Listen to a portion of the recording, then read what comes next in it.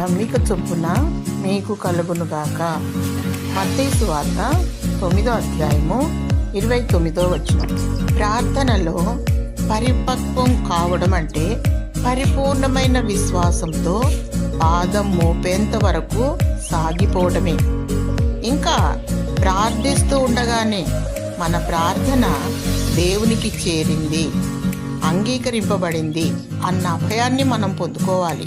మనం ప్రార్థిస్తున్నది మనము ఇంకా పొందుకోకముందే, సమయము ఇంకా రాకముందే దానిని పొందినట్లుగా మనము కృతజ్ఞత కలిగి ఉండాలి.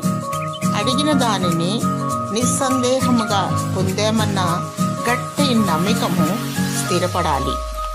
దేవుని వాక్కుకైతే మార్పు లేదు.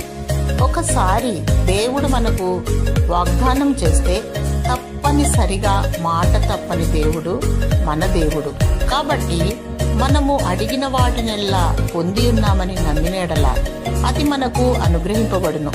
దేవుని మాట అయితే మార్పు లేదు. నిలకడగా ఆయన మాట మీద మనము దృష్టి నిలిపితే అది మన పట్ల నిజం కావడానికి ప్రపంచంలోని ఏ శక్తి అడ్డుపడలేదు. దీన్ని మనసులో పెట్టుకుందాం. ఏ ఇతర సాక్ష్యాధారాలు లేకుండానే ఆయన మాటలు నమ్మడానికి మనల్ని మనము ప్రేరేపిస్తాడు దేవుడు. ఆ తరువాత మన నమ్మిక చొప్పున మనకి ఇస్తాడు.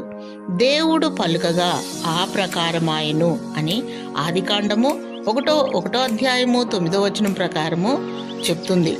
అయితే దేవుడు నీ జీవితంలో నీ నమ్మిక చొప్పున నీకు ప్రతిఫలం ఇచ్చునుగాక. ఆమేన్.